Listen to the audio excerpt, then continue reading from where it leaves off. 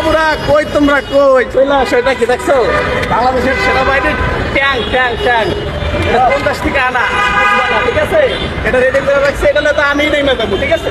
তোমরা বাংলাদেশে ভয় দেখা লাভ নাই, এই ট্যাঙ্ক দিয়া পুরো কামাল করে দিব। বাংলাদেশের জনগণ ভাই না, ভিডিওটা এত পরিমাণে শেয়ার করলে যাতে সবাই দেখতে পায়। বন্ধুরা, আজকে যে সত্যি ঘটনাটা বলবো সেটা শোনার পর এই যে মোসাফির করিম বলে যে ব্যক্তি এতক্ষণ ভিডিও বানাইলো তার কিন্তু হোগা মারা যাবে, বুঝছেন? ঘটনা হলো এই যে ট্যাঙ্কার নিয়ে যে ভিডিওটা বানাইয়া অনেক লাইক আর কমেন্টস পাইছে, আসল যদি খবরটা জানতে পারে লাইক আর কমেন্টস ওর হোগায় ঢুকে যাবে।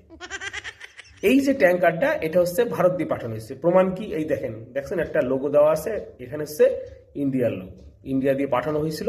পাঠানো ছিল কি পড়েছিল কলকাতায় ব্রিগেডগুলো একটা বিশাল বড় গ্রাউন্ড আছে, ওই গ্রাউন্ডের এক সাইডে পড়েছিল। 1820 সালের মাল। সকালবেলায় সবাই বুড়ো বাচ্চা ওর উপর বৈশা কি করতো, হাঁকতো। তো একজন লোহা কারবারি ভাবলো যে না, এই মালটারে কি করি, ভালো করে রং মং করে এটারে বাংলাদেশকে বিক্রি করি, ওরা এটা পাইলেই মানে খুশ হয়ে যাবে। আর হয়েছেও সেই মার মনে 2000 টাকা দিয়ে কিনছে, আর আমার 20 লাখ টাকায় বিক্রি করতেছে। আপনারা এই নিয়ে যে লাফালাফি করতে আছেন, চুইলাইছে লম্বা এই দিয়ে ইন্ডিয়া এই করে দেবো, আর এইটা হাগার জন্য এটা ইন্ডিয়া এইটা বসে হাগ দেবো, আর আপনার এটা চালায় দেবেন। চালাই দিলে কি হবে জানেন তো? আপনার হোগায় ঢুকে যাবে, আপনি চালাইলে আপনার হোগায় ঢুকে যাবে।